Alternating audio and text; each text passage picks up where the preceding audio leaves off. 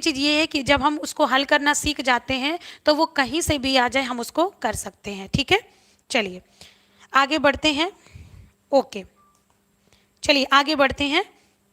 चलिए क्वेश्चन आपका, क्वेश्चन नहीं कहेंगे, पहले इसको थोड़ा सा पढ़ते हैं कि इसमें लिखा क्या है। लिखा है मुम हानेयम अस्माकम भारत देशा, अर्थात हमारे भारत देश जो है वो महान है। अत्र, अहबो नहीं यहाँ पे होगा, बहवो। अत्र बहवो महापुरुषा आजयंता, यहाँ पे बहुत से महापुरुषों ने जन्म लिया। समाजे व्याप्ता नाम कुरीते नाम, समाजे व्याप्ता नाम कुरीति नाम विनाशम कृतवंता, समाज में व्याप्त कुरीतियों का विनाश करने के लिए। यहाँ पे कह रहा है कि हमारा देश एक महान देश है, यहाँ पर अनेक महापुरुषों ने, बहुत महापुरुषों ने जन्म लिया और क्या किया उन्होंने, समाज की यानी समाज की कुरीतियों में, जो समाज में व्याप्त कुरीतियां हैं उनका विनाश करने के लिए अनेक पुरुषों ने यहाँ पे जन्म लिया। तेसूम एव आसीत स्वामी विवेकानंद एन भारतस्य अध्यात्म गौरवम विदेशेतु प्रतिष्ठापन। तेसूम का अर्थ होता है उन्हीं में से एक है स्वामी विवेकानंद, जिन्होंने भारत से, भारत के अध्यात्म गौरव को विदेशों में प्रतिष्ठापित किया। ठीक है, उन्हीं में से एक हैं आपके कौन, स्वामी विवेकानंद जी, जिन्होंने भारत के अध्यात्म गौरव को विदेशों में भी क्या किया, प्रतिष्ठापित किया। आगे देखते हैं। विवेकानंद से जन्म कोलकाता, इसमें एक बार जन्म होगा। विवेकानंद से जन्म कोलकाता नगरे 1863 तमे वर्षे अवध। विवेकानंद का जन्म कोलकाता नगर के 1863 वर्ष में हुआ था। मतलब कब हुआ था, किस सन में हुआ था, तो 1863 में हुआ था। और कहाँ हुआ था, कोलकाता नगर में हुआ था। अस्य जननी भुवनेश्वरी पिता चा विश्वनाथ आसीत। इनके माता का नाम जो था वो भुवनेश्वरी था और इनके पिता का नाम विश्वनाथ था। अस्य आरंभिक नाम नरेंद्र अस्ति।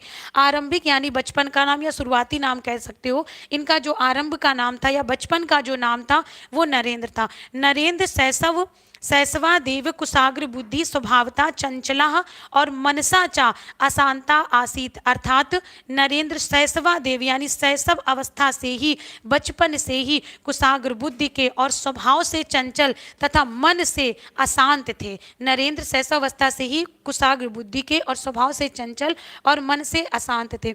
कदाचित रामकृष्ण परम हंसा नाम स्पर्श मात्रेण अस्य चेतना जागृत। इसीलिए रामकृष्ण परमहंस जो इनके गुरु माने जाते हैं, रामकृष्ण परमहंस के स्पर्श मात्र से ही यानी उनके मिलने मात्र से ही, उनके संसर्ग मात्र से ही, उनके जुड़ने मात्र से ही इनकी जो चेतना है वो जागृत हो गई। परतंत्र भारतस्य दुर्दशाम विचार्य रामकृष्णा देशस्य गौरव प्रतिष्ठार्थ नरेंद्रम आदिशत। अर्थात परतंत्र, उस समय भारत स्वतंत्र नहीं था।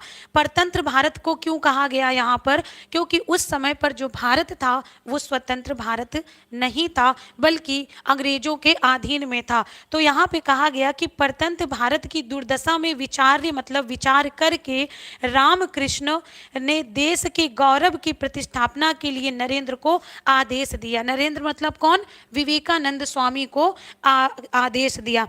राधे राधे प्रिया जी। ठीक है, जो बच्चे भी नए जुड़े हैं उनका बहुत बहुत स्वागत है और आप लोग वीडियो को ज़्यादा से ज़्यादा शेयर कर दीजिएगा।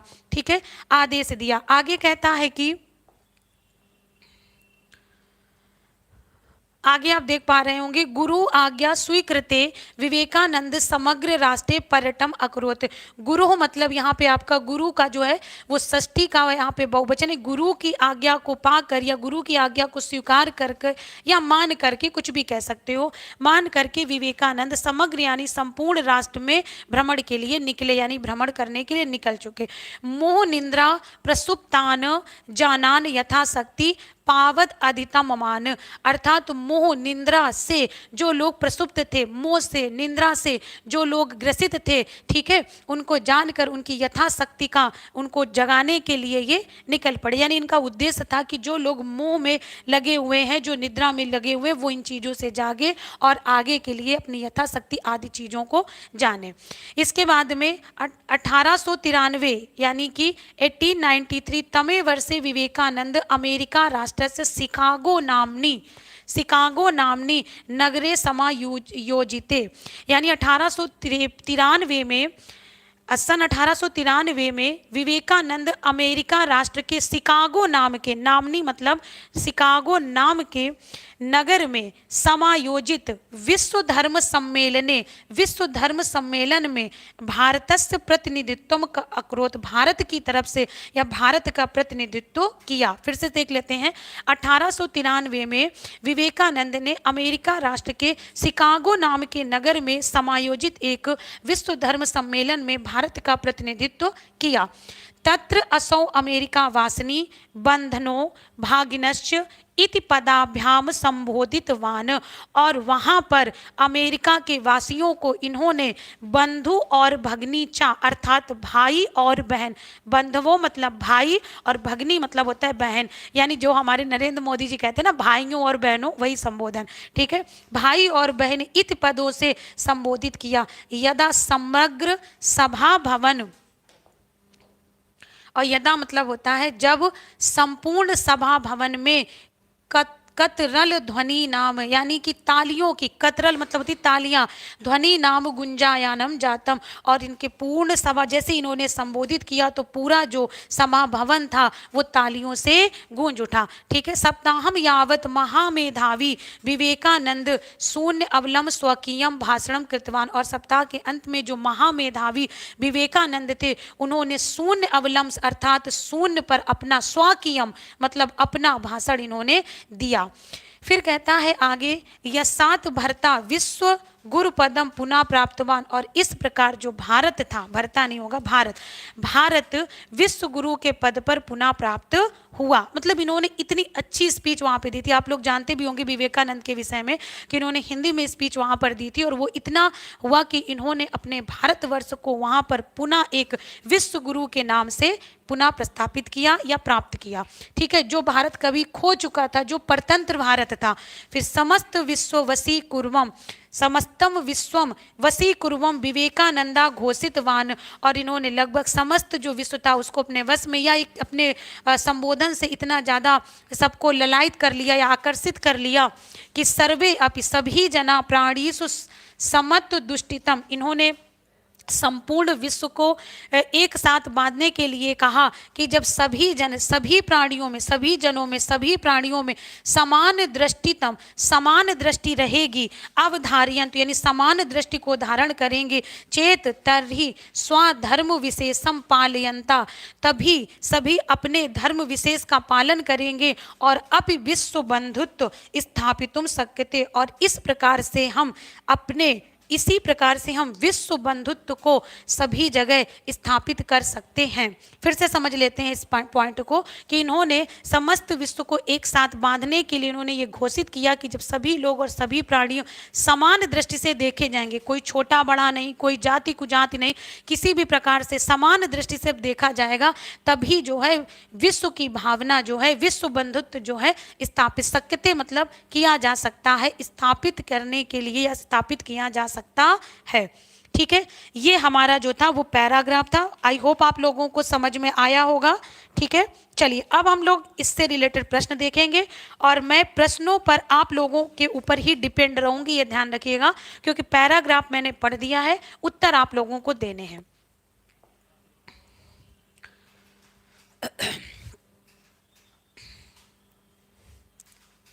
प्रश्न नंबर पहला आप लोगों को दिख रहा होगा, क्लियर दिख रहा है या नहीं? प्रश्न नंबर पहला है आपका, विवेकानंदा, मैं आप सबके उत्तर देख रही हूं, विवेकानंदा की कीदृशान जनान प्रबोधितवान, अर्थात विवेकानंद ने किसे, किन जनों को प्रबोधित यानी संबोधित किया था। ठीक है।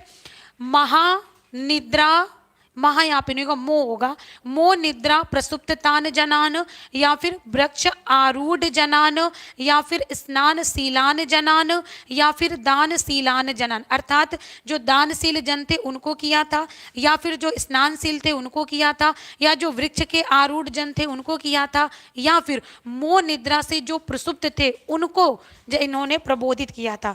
बताइए बच्चों, प्रश्न संख्या जो है 138, चूंकि ये हमारा पहले का बना हुआ पैराग्राफ है, पहले का मतलब ये कि एक हमारे सेट में है, इसलिए इसकी संख्या जो है 138 है, तो आप इसको पहला भी या फिर 8 नंबर करके आंसर दे सकते हैं।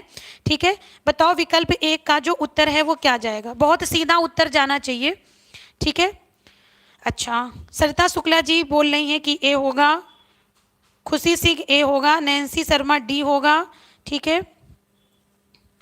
हाँ बताइए क्या होगा, कहाँ से नैन्सी को डी दिख रहा है? दानशील की बात नहीं की थी शुरुआत में, इनको मैंने बताया था कि ये जब पर्यटन पे निकले थे, किनके लिए? जो लोग मोह निद्रा से प्रसुप्त थे। किन लोगों के लिए? जो मोह निद्रा से प्रसुप्त थे, अगर आपको याद है। और अगर याद नहीं है तो मैं एक बार आपको यहाँ पे बताना भी चाहूंगी कि इन्होंने उनकी चर्चा की थी जो लोग मोह निद्रा से क्या थे? ग्रसित थे। देखो यहाँ पर ही आपका आया था ये, यहाँ पे देखो, मोह निद्रा प्रसुप्त तान जनान, कौन से जनान? कौन से लोगों को? जनान मतलब लोगों को, रामान राम को, जनान जनों को, ठीक है। तो आप यहाँ पे देख पा रहे होंगे किसके लिए आया था? मोह निद्रा के लिए आया था। तो विकल्प जो है ए जाएगा, और जितने भी विद्यार्थियों ने ए उत्तर दिया है वो एकदम सही है, ठीक है। आ जाते हैं, विकल्प ए जो है वो सही आंसर होगा।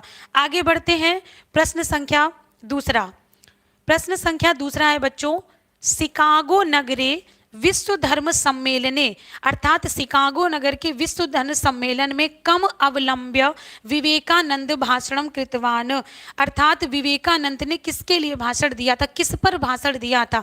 क्या इन्होंने भाषण जो है वो धरावजग पे दिया था, या वृक्षम अवलंब पे दिया था, या शून्य अवलंब पे दिया था, या नदी अवलंब पे दिया था? बताइए किस पर इन्होंने भाषण दिया था? उत्तर दीजिए बच्चों। हाँ बिल्कुल, बहुत बढ़िया उत्तर आया है सभी का। नहीं, ए विकल्प नहीं होगा, इस पे नहीं कहा था, आपको बताया था कि इन्होंने शून्य पर भाषण दिया था। किस पे दिया था? हाँ, जब जीरो दिया मेरे भारत ने, वही शून्य पर इन्होंने भाषण दिया था, ठीक है। और कुल मिला के इनका जो मेन उद्देश्य था, जो इनके गुरु थे जिनकी आज्ञा से ये गए थे, उनका एक मेन मोटिव था कि जो भारत कहीं खो चुका था, जो विश्व गुरु भारत कहीं खो चुका था, उसको उसकी प्रतिष्ठा वापस दिलाना। तो इन्होंने भारत की चर्चाएं की कि यहाँ पे क्या क्या चीज़ें विशेष रहीं और क्या क्या चीज़ें रहीं। तो शून्य जो है वो भारत के लिए ही जाना जाता है, इसलिए इन्होंने शून्य पर भाषण दिया। विकल्प बी जाएगा। अगला प्रश्न बताइए, प्रश्न संख्या तीसरा है आपका। तीसरा प्रश्न आपसे कहता है कि विश्व बंधुत्वम कथम स्थापितुम शक्यते, विश्व बंधुत्व जो है वो कैसे स्थापित किया जा सकता है? प्राणी सुभद्र दृष्टि द्वारा, प्राणियों में भद्रता की दृष्टि द्वारा, या फिर धन के ब्या धन दान, या फिर धनों के लिए धन का दान करने से विश्व बंध, यानी जो धनी लोग हैं यदि वो धन का दान कर दें तो क्या इससे विश्व बंधुत्व स्थापित होगा?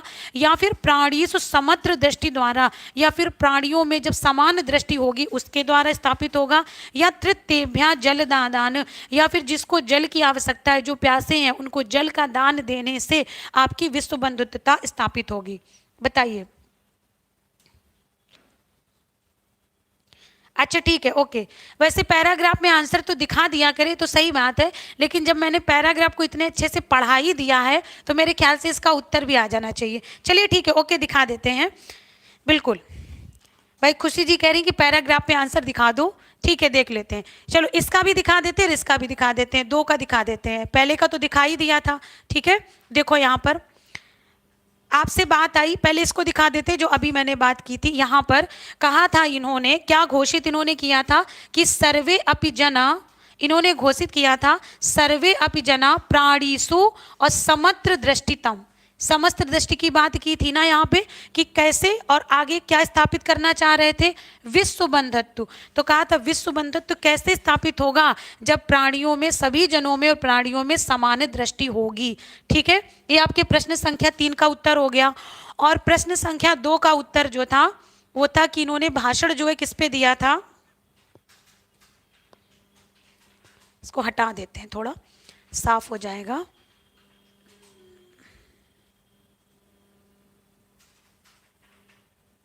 हाँ ये देखिए, यहाँ पे आते हैं, आपसे पूछा गया था कि सप्ताहम यावत महामेधावी, यानी जो बहुत मेधावी कुशाग्र बुद्धि के थे, कौन? विवेकानंद। उन्होंने शून्य अवलंबस्य, शून्य अवलंब्य स्वकीयम भाषणम कृतवान, किसको संबोधित किया था? किस पे भाषण दिया था?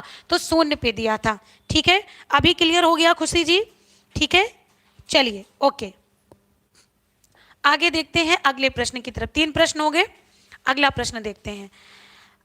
अगला प्रश्न है आपका, समग्रम इति पदस्य पर्याया अस्ति। एक आपका प्रश्न में प्रश्न आया था समग्र जो है वो किसके लिए आया है, संपूर्ण के लिए, अल्पम के लिए, अर्धा अर्धम अर्ध अर्धम के लिए या फिर अर्धम के लिए।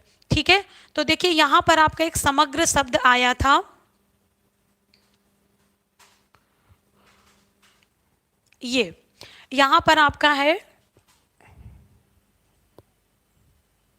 समग्र राष्ट्रे विवेकानंद समग्र राष्ट्रे पर्यटनम अकरोत। यानी अब इससे आप खुद ही अर्थ लगाइए कि क्या होगा कि विवेकानंद जो है वो संपूर्ण राष्ट्र में निकले थे। किस में निकले थे? संपूर्ण राष्ट्र में निकले थे। तो समग्र का पर्यायवाची पूछा गया है कि समग्र का पर्यायवाची निम्नलिखित में से कौन सा होगा। ठीक, तो इसका सीधा उत्तर जो है वो क्या जाएगा? संपूर्णम, विकल्प ए। लेकिन अर्धम का भी बता दें, अर्धम मतलब होता है आधा, अल्पम तो आप जानते ही हो थोड़ा, और यहाँ पे है अर्धाधम यानी आधे से आधा। ठीक है, इसका अर्थ क्या होता है? आधे से आधा। ठीक, आधे से भी जब कोई चीज आधा तो उसको बोलते हैं अर्धाधम। अगला आपका प्रश्न है महाअयनम अस्माकम देशा, यानी कि जो महान हमारा जो देश है, इत वाक्यम कस्य देशस्य कृते, ऐसा वाक्य किस देश के लिए है? किस देश को महान कहा गया है? तुर्की देश को, जापान देश को, अफ्रीका देश को या फिर भारत देश को? मेरे ख्याल से इसको पैराग्राफ में देखने की जरूरत नहीं है क्योंकि ये सबको उत्तर आ जाएगा कि किसके विषय में बात कही गई है। ठीक है, हाँ बहुत बढ़िया भाई, भारत देश के विषय में कहा गया था। किसके विषय में कहा गया था? भारत देश के विषय में कहा गया था। तो विकल्प जो है वो डी जाएगा। बहुत बढ़िया, सभी का उत्तर बहुत अच्छा आया है। अब आप लोगों की सबसे पहली तो चीज ये है कि आप सभी जितने जुड़े हो, ठीक है, उतने लोगों को और जोड़ो, ये आपकी जिम्मेदारी है। ठीक है, चलो नेक्स्ट क्वेश्चन की तरफ बढ़ते हैं। अगला प्रश्न आप लोग देख पा रहे होंगे, कहता है समाजे व्याप्ता नाम कुरीताम विनाशम क्रे कृतवंता। समाज में व्याप्त जो कुरीतियां हैं उनका विनाश कौन करता है? कौन करते हैं? क्योंकि कृतवंता तो कौन करते हैं? महापुरुष करते हैं या फिर सिंह करता है या फिर काका करता है या फिर मंडूका। मंडूका मतलब मेढक और काका मतलब होता है कौवा। तो बताओ भाई, समाज में जो व्याप्त कुरीतियां हैं उनका जो है कौन करता है? तो इसको तो हमने आपको सबसे स्टार्टिंग में पढ़ाया था, सबसे स्टार्टिंग में आपको मैंने इसको पढ़ाया था। ये देखो यहां पर है आपका, कहा गया अत्र बहवो महापुरुषा अजायंता समाजे व्याप्ता नाम कुरीतियां विनाशम कृतवंता। यानी कि भाई कौवा, समाज में अगर कुरीतियां व्याप्त हैं तो उसको कौवा तो नहीं हटा सकता है, ठीक है, मेढक भी नहीं हटा सकता है, सिंह भी नहीं हटा सकता है, क्योंकि समाज किसका होता है? व्यक्तियों का होता है। मनुष्य एक सामाजिक प्राणी है। ठीक है, इसलिए इसका विकल्प भी जो है वो आपका सीधे हो जाएगा कौन? महापुरुषा। अगला क्वेश्चन देखते हैं, विकल्प ए जाएगा। अगला क्वेश्चन है भुवनेश्वरी देवी कस्य माता आसीत। भुवनेश्वरी देवी किसकी माता थी? श्रवण कुमार की, विवेकानंद की या फिर गोकर्णस्य की या फिर सुरेंद्र की? बताओ भाई, किसकी माता थी भुवनेश्वरी? हाँ सीधे सीधे इसका तो उत्तर आ जाएगा, विवेकानंद की जो माता का नाम था वो विश्वनाथ, माता का नाम भुवनेश्वरी और पिता का नाम विश्वनाथ था। ठीक है, तो इसलिए विकल्प आपका बी चला जाएगा। आगे देखते हैं, और ऐसे भी आ जाएगा क्योंकि विवेकानंद के देखो कुछ क्वेश्चन यहाँ से भी हल हो जाते हैं। विवेकानंद के ही विषय में बात की गई तो विवेकानंद ही उत्तर होगा। ठीक है, आगे देखते हैं अगला क्वेश्चन। अगला क्वेश्चन है आपका विवेकानंदस्य आरंभिक नाम किम? क्षमारावा, सोहन लाला, वाल्मीकि, अच्छा ये गलत लिखा है, इसमें लिख लीजिएगा नरेंद्र। नरेंद्र। तो बताइए कि विवेकानंद से आरंभिक नाम क्या था? क्षमाराव था, वाल्मीकि था, सोहन लाल था या फिर नरेंद्र? वैसे विकल्प सही कर दिया है तो उत्तर तो आ ही जाएगा। आपको पता ही था कि विवेकानंद के बचपन का नाम क्या था? विवेकानंद के बचपन का नाम नरेंद्र था। ठीक है, अब आगे बढ़ते हैं अगले प्रश्न की तरफ। ये इस पैराग्राफ का अंतिम प्रश्न है। कहता है देशस्य गौरव प्रतिष्ठार्थ विवेकानंद का आदिशत, ठीक है, यानी कि देश के गौरव की प्रतिष्ठा के लिए विवेकानंद को, ठीक है, विवेकानंद को किसने आदेश दिया? ठीक है, रामकृष्ण ने दिया था, या पोद्दार ने दिया था, या कृष्ण बलरामा ने दिया था, या फिर बाल कृष्णा ने दिया था? बताइए बच्चों कि विवेकानंद को देश की प्रतिष्ठापना के लिए किसने आदेश दिया था? आदिशम मतलब होता है आदेश देना, आदिशत मतलब आदेश देना। क्या बात है, उत्तर आपका बहुत बढ़िया है। विकल्प जो है वो आपका क्या जाएगा? ए जाएगा। देखो कितनी आसानी से आप लोगों ने सभी उत्तर दे दिए। ठीक है, ऐसे ही हर पैराग्राफ होता है, पैराग्राफ बदल जाएगा, बातें बदल जाएंगी, लेकिन चीज़ें यही रहने वाली हैं। अगर आप तोड़ तोड़ के शब्दों को पढ़ोगे तो आपको डेफिनेटली समझ में आएगा। ठीक है, चलिए अब एक और पैराग्राफ है, इसको देखते हैं। ये भी काफ़ी आपका फेमस पैराग्राफ है। और देखो एक चीज़ मैं आपको यहाँ पे सिखाना चाहूँगी, सी-टेट की परीक्षा में ज़्यादातर जो पैराग्राफ आते हैं वो आपके एनसीईआरटी की बुक्स से आते हैं। ज़्यादातर जो पैराग्राफ होते हैं, या फिर एनसीईआरटी या एससीईआरटी प्रायः जो है संस्कृत की किताबों से ही आते हैं। उसमें कहीं ना कोई लेसन होता है, उसके बीच का अंश उठा करके आप लोगों से पूछ दिया जाता है, या फिर कोई ऐसा निबंध पूछ दिया जाता है। जैसे कभी कभी संस्कृत पर आ जाता है, संस्कृत भाषा क्या है, उसका महत्व क्या है, या फिर कोई महान व्यक्तित्व उस पर पूछ देते हैं। क्योंकि संस्कृत में तीन ही तरीके की चीज़ें आपको सिखाई जाती हैं, या तो आपकी नीति कथाएं होती हैं, या तो लोक कथाएं होती हैं, या फिर आपके किसी महान व्यक्तित्व के बारे में लिखा होता है। क्योंकि संस्कृत का जो भी सिलेबस होता है वो सिर्फ आपको एक ज्ञान का परिचय कराता है। ठीक है, चलिए आज हम लोग इसको भी देखेंगे। एक अगला पैराग्राफ है आपका, ये भी काफ़ी अच्छा पैराग्राफ है। ठीक है, और आप लोग ये जरूर बताइएगा कि आपको चीज़ें समझ में आ रही या नहीं, या फिर अगर किसी चीज़ में कठिनाई हो रही तो वो भी आप लोग कमेंट करके जरूर बताइएगा। हम कोशिश करेंगे कि हम आपकी ये कठिनाई जो है वो दूर कर पाएँ। ठीक है, चलिए आपका अगला जो पैराग्राफ है वो क्या कहता है? कहता है कि कृष्ण मूर्ति श्रीकंठस्य मित्रे आस्थान, यानी कि दो व्यक्ति थे। देखो चा लगा है तो दो लोग, और चा उठा के यहाँ लगा दो। कृष्ण मूर्ति और श्रीकंठ मित्र थे, यानी दो मित्र थे। कौन? एक आपके कृष्ण मूर्ति और श्रीकंठ मित्र थे। इसके बाद कहते हैं श्रीकंठस्य पिता समृद्धा आसीत, जो श्रीकंठ के पिता थे, श्रीकंठस्य पिता जैसे रामस्य तो राम का, श्रीकंठस्य तो श्रीकंठ के पिता समृद्ध आसीत मतलब थे, क्या थे? समृद्ध थे। अतः तस्य भवने सर्व साधनानि सुख साधनानि आसान, यानी श्रीकंठ के पिता समृद्ध थे। और फिर कहा गया अतः यानी अंततः उसके घर में सब प्रकार की, तस्य मतलब कौन? तस्य मतलब श्रीकंठ, तस्य भवने उसके घर में सभी सर्व विधान सुख साधना, सभी सुख साधन, आसन मतलब थे या मौजूद थे या उपस्थित थे, कुछ भी समझ सकते हो। तस्मिन् विशाल भवने 44 स्तंभा आसन, उसके जो विशाल भवन था उसमें 44 मतलब होता है, चत्वार मतलब होता है चार, और इसके बाद में रिंसत मतलब होता है 40, यानी कि 40 स्तंभ थे। कितने स्तंभ थे? 40 स्तंभ थे। उसके घर के जो भवन थे उसमें 40 स्तंभ थे। फिर कहता है कि तस्य अष्टादश प्रकोष्ठेषु, और अतस्य मतलब फिर उसके, और इसके बाद क्या कहा गया? अष्टादश, अष्टा मतलब 8 और 10 मतलब 18, प्रकोष्ठ कमरे को कहा जाता है। ठीक है, हाँ प्रकोष्ठ जो है कमरे को कहा जाता है, यानी कि अप्रकोष्ठेषु यानी 18 कमरों में 50 गवाक्षा, गवाक्ष खिड़कियों को कहा जाता है। 50 खिड़कियां थी। ठीक है, 50 क्या थी? खिड़कियां थी। उसके जो 18 कमरे थे उसमें 50 खिड़कियां, और यहाँ पे कहा गया तु 44, यानी कि चत्वारिंशत यहाँ पे जाएगा, यानी 44 जो थे वो द्वाराणी अर्थात द्वार थे। क्या थे? 44 वहाँ पर द्वार थे। कितने गवाक्ष थे? तो 50 थे। कितने, ये सब हो सकता है यहाँ से प्रश्न बने। कितने द्वार थे? तो आपके 40 थे। ऐसे कुछ चीज़ों को आप पेपर में भी हाईलाइट कर सकते हो। और कितने प्रकोष्ठ थे? 18 थे। और कितने स्तंभ थे? तो 40 जो है स्तंभ थे। क्योंकि यहाँ बार बार संख्या आ रही है तो संख्या से प्रश्न आपका पूछा जा सकता है। इसके बाद कहा गया इसके बाद अगला आपसे पूछा गया कि सट त्रिंसत विद्युत व्यंजनानी, विद्युत व्यंजनानी पंखे को कहा जाता है, और सट मतलब सट त्रिंसत मतलब होता है 36, ठीक है। 36 आपके उसमें क्या थे, विद्युत व्यंजनान यानी बिजली के पंखे थे। और तत्र 10 सेवका निरंतरम कार्यम कुर्वन्ति स्म, और वहाँ 10 सेवक जो हैं निरंतर कार्य करते थे। सेवका बहुवचन होगा क्योंकि एक सेवक नहीं था, 10 सेवक थे।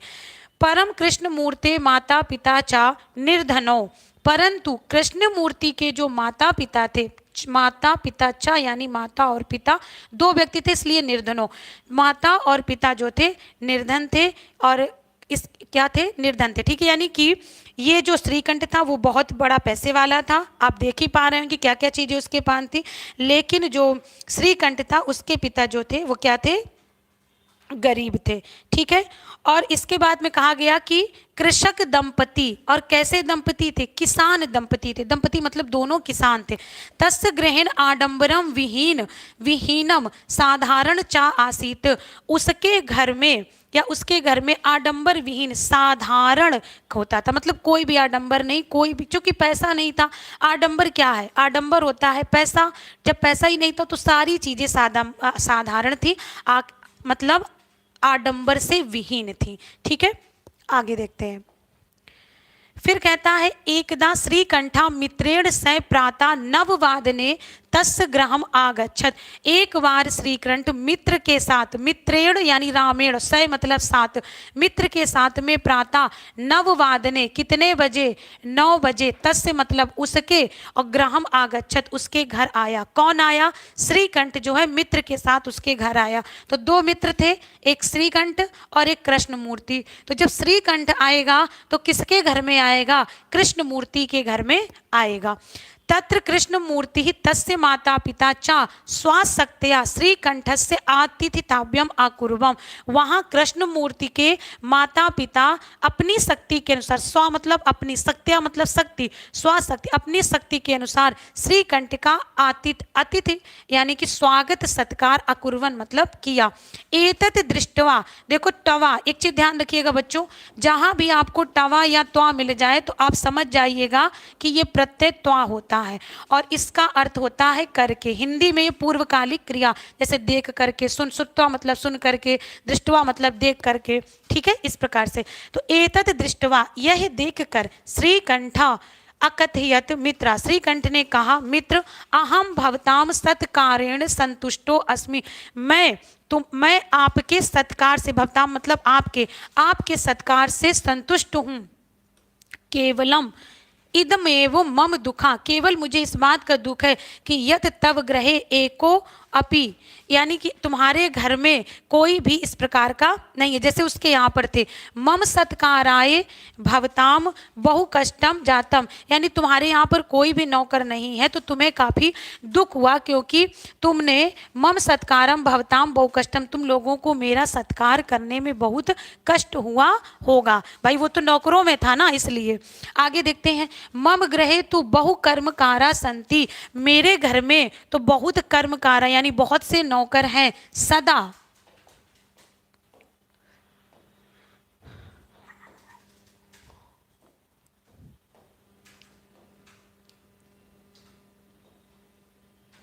आगे कहता है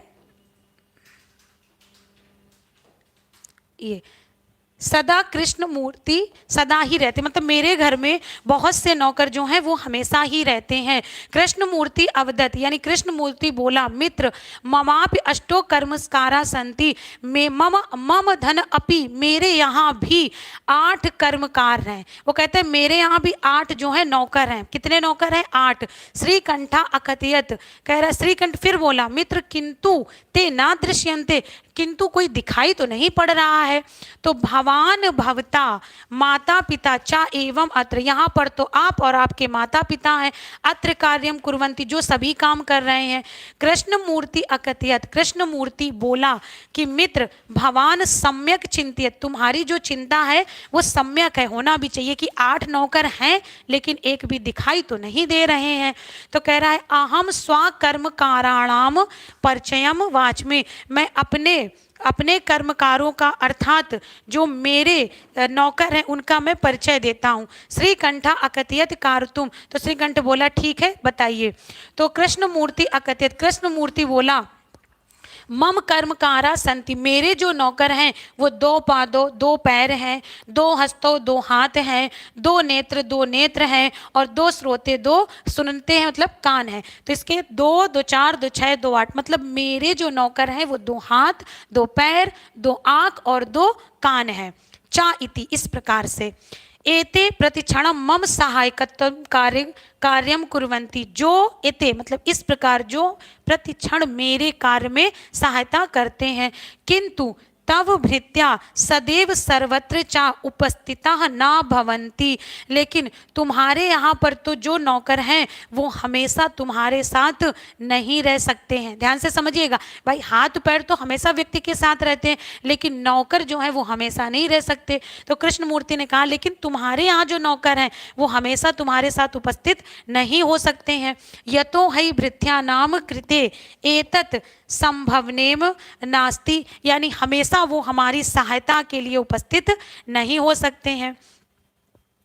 तो यहाँ पे फिर आगे कहता है तुम तू स्वय कार्यान सर्वदा भृत्य आधीना, तुम हमेशा अपने कामों के लिए उन पर भृत्य आधीना यानी नौकर के अधीन जो है रहते हो। यदा यदा ते अनुपस्थिता तदा तदा त्वा कष्टम अनुभवसी, जब जब वे अनुपस्थित होंगे तब तब तुम्हें, क्योंकि तब तब तुम्हें कष्ट का अनुभव होता होगा। सही बात है भाई, जो आदमी नौकरों रहेंगे तो नौकर नहीं होंगे तो प्रॉब्लम होगी ना।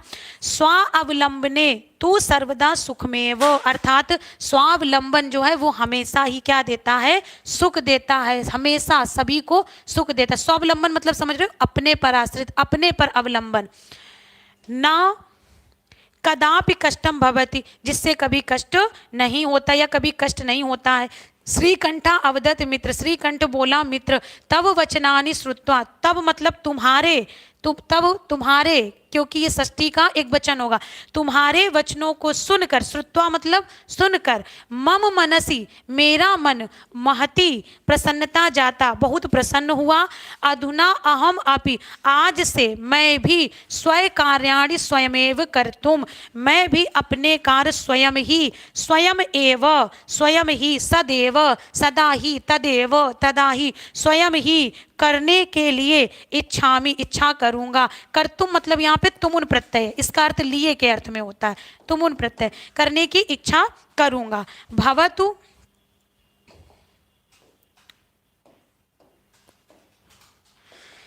भवतु सार्ध द्वादश वादनम, ठीक है। अब कितना बज चुका है, तो द्वादश वादनम यानी कि सार्ध द्वादश का मतलब हो जाता है 12:30, सार्ध द्वादश 12:30, सार्ध साढ़े और द्वादश 12, द्वादश बज चुके हैं। सांप्रतम गृहम चलामी, अतः मुझे घर के लिए चलना चाहिए। ये आपका पूरा हो गया पैराग्राफ, ठीक है। और इतनी देर आप लोगों ने पैराग्राफ को सुना, ये बहुत बड़ी बात है, इसीलिए थोड़ी सी कठिनाई होती है पैराग्राफ में, बट कहानी बढ़िया थी। आप लोग भी समझिएगा, हम सब लोगों के पास कितने नौकर हैं, 8। तो जिसके पास नौकर ना हो उसको दुखी नहीं होना चाहिए, क्योंकि सबके पास 8 नौकर है जो हमेशा सबके साथ रहते हैं, ठीक है। चलिए आगे देखते हैं बच्चों, इसके प्रश्नों पर आते हैं, और मुझे आशा है कि आप लोग इसके प्रश्न जो है वो अच्छे से उत्तर दे पाएंगे। पहला प्रश्न है, सर्वदा सुखम कुत्रास्ति, हमेशा ही सुख कहाँ होता है, स्वावलंबने या फिर वृक्षे या फिर आकाशे या पाताले, मतलब अपने आलंबन आत्मनिर्भर होने पर होता है, या फिर वृक्ष में होता है, या फिर आकाश में होता है, या फिर पाताले में होता है। बताइए, मेरी समझ से बहुत अच्छे से पैराग्राफ आया होगा, तो इसका उत्तर भी बढ़िया से आना चाहिए। बताओ भाई, प्रश्न संख्या 1 का विकल्प क्या होगा। हाँ बहुत बढ़िया, स्वावलंबने, क्योंकि उसने कहा था ना आपसे, यहीं पर कहा है, यहाँ पर ही आपसे बात कही गई थी, बहुत ज्यादा ऊपर नहीं जाएंगे। स्वावलंबने तू सर्वदा सुखम एव, ठीक है। इसलिए विकल्प क्या होगा, सर्वदा सुख कौन देता है, सर्वदा सुख कहाँ मिलता है, स्वावलंबने। नेक्स्ट प्रश्न की तरफ बढ़ते हैं। अगला प्रश्न आप लोगों को दिख रहा होगा, कृत्वा प्रत्यांतस्थ शब्द का, यानी कि कृत्वा प्रत्यय वाला शब्द कौन है, चलामी, स्वयमम, कुर्तुम या फिर श्रुत्वा। बताइए, इसको मैंने बीच में बता भी दिया था कौन सा होगा। बताइए बच्चों कौन सा होगा विकल्प? हाँ बिल्कुल बी। इसके लिए ध्यान रखिएगा, अगर किसी धातु के अंत में आपको त्वा मिले, क्योंकि ये प्रत्यय अक्सर आपसे पूछा जाता है सीटेट में, ठीक है, या फिर टवा मिले, इनमें से कुछ भी मिले तो आप समझ जाइएगा प्रत्यय त्वा होता है और इसका अर्थ होता है करके। जैसे हिंदी में आप जिसको पूर्वकालिक क्रिया कहते हो ना, पढ़कर, लिख कर, तो श्रुत्वा मतलब सुनकर, पठित्वा मतलब पढ़कर, लिखत्वा मतलब लिख कर, हिंदी इसकी, जैसे दृष्टवा मतलब देख कर, ठीक है, इस प्रकार से आपको ध्यान में रखना है, इसलिए विकल्प आपका बी जाएगा। और एक ये भी आया है, इसको भी बता देते हैं, हालांकि मैं एक बार और बता चुकी हूँ। एक प्रत्यय आपका तुमुन होता है, ठीक है, जिसका शेष जो है तुम, या तो तुम मिल जाए या तो तुम मिल जाए, इन दोनों में, जैसे दृष्टुम, तो दृष्टुम इसका अर्थ जो होता है के लिए, ठीक है, तो पठितुम पढ़ने के लिए, दृष्टुम देखने के लिए, ठीक है, ये चीज याद रखिएगा। आगे बढ़ते हैं। अगला प्रश्न आपसे पूछा गया, सांप्रतम इति पदस्य पर्यायो, इति पदस्य पर्यायो भवति, यानी एक शब्द आपका सांप्रतम अंत में दिया गया था ना, ये देखो यहाँ पे दिया गया था, कहाँ वो, हाँ ये सांप्रतम ग्रहम चलामी, यहाँ पे दिया गया था, ठीक है। अब आपको बताना है कि इसका पर्याय शब्द निम्नलिखित में से कौन सा होगा, अधुना होगा, तदा होगा, अद्य होगा, या फिर स्वा होगा, बताओ क्या होगा। तीनों का अर्थ मैं बता देती हूँ। अधुना का मतलब होता है अब, स्वा का मतलब होता है कल, तदा का मतलब होता है तब, और अद्य का मतलब होता है आज। तो आप बताओ कि वो क्या कहेगा, तब मैं चलता हूँ, या आज मैं चलता हूँ, या कल मैं चलता हूँ, या फिर उसने ये कहा होगा कि अब मैं चलता हूँ, बताओ। हाँ ए होगा। देखो कुछ लोग सी बता रहे, जब आप किसी के यहाँ जाओगे तो उससे क्या कहोगे, आज मैं चलता हूँ, कि कहोगे अब मैं चलता हूँ। हाँ अब मैं चलता हूँ, विकल्प जो है ए जाएगा। अगले क्वेश्चन की तरफ बढ़ते। कस्य भवने सर्व विधानी सुख साधनानि आसन, ये मैंने बहुत अच्छे से आपको स्पष्ट किया था। बताइए भाई किसके भवन में सभी सुविधाएं थी, श्रीकंठ के, रमेश के, रामकंठ के, सुरेश के। देखो वैसे तो उत्तर सबको पता होगा, लेकिन अगर नहीं भी आए तो ये एक आराम होती है सीटेट में कि ये ज़्यादा प्रश्नों में कंफ्यूज नहीं करता है। संस्कृत में दो लोगों की बात हुई थी, एक श्रीकंठ की और एक कृष्णमूर्ति की। अब हम ये भूल भी गए कि श्रीकंठ थे या फिर कृष्णमूर्ति थे, ठीक है। तो दोनों में से आप देख पा रहे होगे स्पष्ट रूप से, यहाँ विकल्प ए बना दीजिए। स्पष्ट रूप से आपको श्रीकंठ दिए, क्योंकि ना तो रमेश वहाँ पे थे, ना तो रामकंठ वहाँ पे थे, और ना ही वहाँ पे सुरेश थे। एक ही दो व्यक्ति थे और दो में एक आपको दिख गया, इसलिए भी विकल्प कौन सा चला जाएगा, ए चला जाएगा। ठीक, अगले प्रश्न की तरफ बढ़ते हैं। अगला प्रश्न आपसे क्या कहता है, कहता है कि तस्य भवने कति द्वाराणि आसन, ठीक है, उनके भवन में कितने द्वार थे, जिसके विषय में बात की गई थी, या उसके भवन में कितने द्वार थे। 63 थे, 10 थे, या फिर 50 थे, या फिर चतुस्त्वारिंशत् थे। बताओ भाई उसके भवन में कितने द्वार थे। मैंने आपको द्वारों की सबकी संख्या गिनवाई थी, बताओ जल्दी से। हाँ 36 थे, 50 थे, 10 थे, या फिर चतुश्चत्वारिंशत्, कितने द्वार थे। चलो एक बार इसको देख लेते हैं, ठीक है, एक बार इसको देख लेते हैं, क्योंकि संख्याएं एक साथ थी तो हो सकता है कि थोड़ी सी इसमें प्रॉब्लम आई हो। देखो यहाँ पर, यहाँ आ जाओ।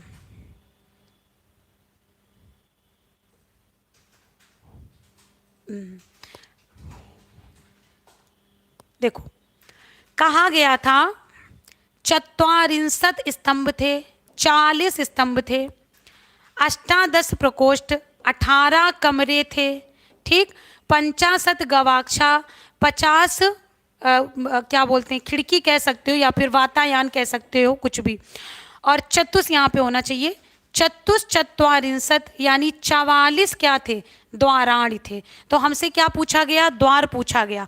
और 63 36 पंखे थे, क्योंकि विद्युत व्यजनानी, और 10 क्या थे, सेवक थे। तो बच्चों आपसे क्या पूछा जा रहा है, आपसे पूछा जा रहा है द्वार। तो कितने मिले, द्वार हमको टोटल मिले चतुश्चत्वारिंशत्, यानी कितने 44। 10 नौकर थे, 37 50 जो थी वो आपकी खिड़कियां थी, ठीक है, ये आपकी क्या थी, खिड़कियां थी। और 37 क्या था, तो 37 हमको मिला था विद्युत यानी पंखे, ठीक है, तो ये भी आप लिख लीजिएगा कि 37 जो है वो पंखे थे। अगले प्रश्न की तरफ बढ़ते, इसलिए विकल्प आपका डी जाएगा। कृष्ण मूर्ति माता पिता कथम आस्थान, कृष्ण मूर्ति के माता पिता कैसे थे? अधिकारिणों, धनवंतों, सभापति या फिर निर्धनों? बताइए भाई, अधिकारी थे यानी अधिकारिणों दोनों अधिकारी थे, या दोनों धनी थे, या दोनों सभापति थे, या फिर दोनों निर्धन थे? इसका उत्तर भी आना चाहिए, ठीक है। हाँ बिल्कुल, बहुत बढ़िया उत्तर है, क्योंकि कृष्ण मूर्ति गरीब था तो उसके पिता भी जो हैं वो क्या होंगे, गरीब होंगे, अर्थात निर्धन होंगे। चलिए आगे देखते हैं अगला प्रश्न। अगला है आपका, कस्य गृहम आडंबर विहीनम आसीत, किसका घर आडंबर से विहीन था? कृष्ण मूर्ति का, दक्षिणामूर्ति का, श्रीकंठ का, या फिर आकंठिका? अब देखो इसको हटाने के लिए दो तो आप हटा दो, क्योंकि दो की चर्चा नहीं थी। अब दो लोग थे, एक कृष्ण मूर्ति और एक श्रीकंठ। तो आप बताओ कि सबसे ज्यादा आडंबर किसके घर पे थे? बताइए भाई, आडंबर किसके घर पे थे? हाँ अच्छा, स्टडी प्लान डी कह रहे हैं, जो चलो डी कह रहे हैं तो मैं इसको एक बार स्पष्ट कर दूं। वैसे इसका विकल्प जो है वो ए जाएगा, ये याद रखिएगा, क्योंकि कृष्ण मूर्ति गरीब था तो आडंबर उसी के घर में होंगे जिसके पास पैसे होंगे, जिसके पास पैसे कम होंगे उसके घर पे आडंबर नहीं होगा। लेकिन एक बार फिर से यहाँ पे आपको बता देते हैं, ये देखो यहाँ पे लिखा हुआ है, परम कृष्ण मूर्ति माता पिता चा निर्धने, कृष्ण मूर्ति के माता पिता निर्धन थे और वो एक कृषक दंपति थे, उनके घर आडंबर विहीन था। तो उनके मतलब किसके? कृष्ण मूर्ति के, इसलिए विकल्प कृष्ण मूर्ति जाएगा। ठीक, चलिए अगले प्रश्न की तरफ बढ़ते हैं। और श्रीकंठ को तो सबसे पहले ही धनवान बताया गया, समृद्ध बताया गया। सह इत योगेन कतम वाक्यम समाचीनी, यानी सह के योग में कौन सा वाक्य जो है सही होगा? समीचीन मतलब होता है सही। श्रीकंठा तस्य सह, या फिर तस्मिन् सह, या फिर तेन सह, या फिर तस्यै सह। ये प्रश्न आपका बच्चों विभक्ति से पूछा गया है, ठीक है। तो मैं आपको बता देती हूँ, बाकी आप लोग अपने उत्तर दीजिएगा जिसको पता है, लेकिन मैं फिर भी एक बता देती हूँ। एक आपका सूत्र आता है सहयुक्ते प्रधाने, विभक्ति में एक सूत्र आता है सहयुक्ते प्रधाने, अर्थात यहाँ पे ये कहता है कि अगर किसी के साथ सह मिल जाए, या फिर सार्धम मिल जाए, या फिर समम मिल जाए, या फिर साकम मिल जाए, इनमें से अगर कुछ भी एक मिलेगा तो जिसके साथ मिलेगा, जिसके साथ, उस शब्द में हमेशा तृतीया विभक्ति होती है। कौन सी विभक्ति होती है? तृतीया विभक्ति होती है, ठीक है। तो जैसे राम के अगर रूप कहेंगे तो हम रामेण सह कहेंगे, ठीक है, ये याद रखिएगा। यानी कि सह, सार्धम, समम, साकम, ये जिसके साथ भी जुड़े होते हैं, या सीधे सीधे समझ लो तृतीया विभक्ति के साथ ही जुड़ेंगे।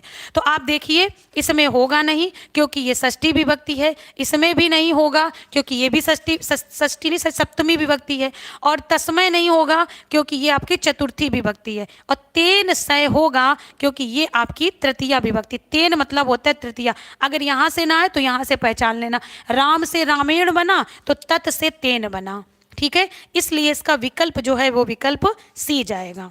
ठीक, आगे बढ़ते हैं नेक्स्ट क्वेश्चन की तरफ। नेक्स्ट क्वेश्चन है बच्चों आपका, कृष्ण मूर्ते कति कर्मकारा आसन, यानी कृष्ण मूर्ति के कितने कर्मकार थे? इसको तो मैंने बहुत अच्छे से बताया था। जब उसने कहा कि तुम्हारे घर पे एक भी नौकर नहीं है, तो बोला नहीं मेरे घर पे भी नौकर हैं, ठीक है। और फिर उसने कहा मुझे तो एक भी नहीं दिखाई पड़ रहा है, तब उसने दिखाया था कि कौन कौन नौकर है। तो बताओ कितने थे? 7 थे, 10 थे, 2 थे, या फिर 8 थे? बताइए बच्चों कितने नौकर थे उसके घर पे, कमेंट करके बताइए। बिल्कुल 10 नौकर नहीं होंगे खुशी जी, क्योंकि आप कृष्ण मूर्ति के घर की बात कर रही हैं, ना कि श्रीकंठ के, ठीक है। एक बार फिर से समझ लो, ये देखो यहाँ पर मम सत्काराय भवताम बहु कष्टम जाता मम ग्रहे तु बहु कर्मकारा संति, और फिर यहाँ पे आप आएंगे जब ऊपर, तो वो कहता है मेरे पास भी कर्मकार है। कृष्ण मूर्ति अवदत, कौन अवदत्त? तो कृष्ण मूर्ति अवदत्त कि मेरे घर पे 8 कर्मकार हैं। और प्रश्न में आपसे क्या पूछा गया कि कौन किसके यहाँ कर्मकार पूछे गए हैं, तो पूछे गए कृष्ण मूर्ति के यहाँ। ठीक है, तो 7 नहीं, 2 भी नहीं, 10 भी नहीं, 8। कौन? उसने 2 हाथ बताया था, इसके बाद में 2 पैर बताए थे, इसके बाद में 2 आँख बताई थी, और इसके बाद में 2 कान बताए थे। इतने बताए थे। तो कुल कितने कर्मकार हो गए? 2, 2 4, 2 6, 2 8। और 10 कर्मकार जो हैं वो श्रीकंठ के घर पे थे। ठीक, अब आप थोड़ा सा अगर कंसंट्रेट नहीं करेंगे तो प्रश्नों को गलत कर ले जाएंगे। ठीक, बहुत बढ़िया। चलिए अब अच्छा ये बताइए कि आप लोगों इसमें से, ये मैं नहीं पूछूंगी कितने सही हुए, लेकिन ये बताओ कि कितने प्रश्न आपके गलत हुए हैं। और इसके साथ साथ ये भी बताइएगा कि ये जो सेशन है वो आप लोगों को कैसा लगा, और जो मेरा प्रयास था आपको कुछ बहुत समझ में आया या नहीं। बाकी आपकी अगर कोई प्रॉब्लम्स है तो वो भी आप मुझसे शेयर कर सकते हो। ये जरूर बताइए कि कितने क्वेश्चन आपके गलत हुए हैं। 1 गलत हुआ, बहुत बढ़िया। ये कौन है? सबनम जी हैं, बहुत बढ़िया। ठीक है, बट 1 2 भी नहीं होने चाहिए जब ऐसे बताया जाए, लेकिन 1 2 ह्यूमन मिस्टेक से हो जाते हैं, बट हमें उस मिस्टेक से भी बच के चलना है। ठीक है, देखिए बच्चों एक चीज ध्यान में रखिएगा, एक चीज हमेशा ध्यान में रखिएगा। ये तो आज इसलिए आपको सरल लगा क्योंकि मैंने आपको हिंदी उसकी बहुत आराम से समझा दी, लेकिन मेरा जो प्रयास है वो आपके लिए ये है, और आपको भी वो प्रयास ये करना है कि आपको जो भी गद्य और पद्य है इसको आराम आराम से पढ़ना है। अगर आप अर्थ नहीं भी निकाल रहे हो तो आप शब्दों को जोड़ने का प्रयास करिएगा कि शब्द जोड़ने पर हमें क्या उत्तर प्राप्त हो रहा है। अगर आप ये करना भी सीख गए तो ये आप समझ लीजिए कि आप गद्य पद्य में बहुत अच्छा कर पाओगे, क्योंकि मेरा अपना मानना है कि गद्य पद्य का सेशन सरल होता है, बस वही है कि हम उसको सही से पढ़ सकें। और एक बात याद रखिएगा कि इसको जितना आराम से पढ़ेंगे, संस्कृत जितना आराम से पढ़ेंगे, आप उतना बेहतर जो है उत्तर दे पाएंगे। ठीक है, ठीक है। चलिए अब इसके बाद हम लोग मिलेंगे। अच्छा, सबनम शाह का नाम ले तो लिया भाई, सबनम शाह, अर्चना राजपूत, मंजुला स्टडी प्लान, मीतू सिंह। ठीक है, चलिए सबका नाम ले लिया है, और जिनका नहीं लिया वो सब में आ जाते हैं, सर्वे अपी। ठीक है, तो सभी में आ जाते हैं। तो अब इसके बाद बच्चों हम लोग मिलेंगे अगली क्लास में। अब हमारा सेशन गद्य का ही चलेगा, तो आप लोग नित्य जुड़िएगा। बृहस्पतिवार और शनिवार को क्लास हमारी यूट्यूब पर होती है, और नोटिफिकेशन आपको मिल जाएगा अगर आप गाइडेंस एकेडमी का यूट्यूब चैनल जो है उसको डाउनलोड करेंगे, और उस पर जाकर बेल आइकन को आप प्रेस कर देंगे तो आपको जरूर मिलेगा। ठीक है, और इसके साथ साथ अगर आपको नित्य क्लासेस चाहिए तो आपको ऐप मेरा डाउनलोड करना पड़ेगा, और उस पर आपको जाकर के क्लासेस मिल जाएंगी। तो आज बच्चों इसी के लिए यहाँ तक ही रखते हैं, और इसके बाद फिर हम लोग अगली क्लास में मिलेंगे। और आप अभी जाइएगा नहीं, क्योंकि इसके बाद आपकी मैथ की क्लास होगी। ठीक है, तो आप लोगों को जाना नहीं है, ऐसे यहीं पे बने रहना है, और जैसे यहाँ पर हमारे साथ में जुड़े हैं वैसे ही मैथ वाले सर के साथ में भी जुड़ना है, क्योंकि मैथ भी उतनी इंपॉर्टेंट है जितनी कि हिंदी, संस्कृत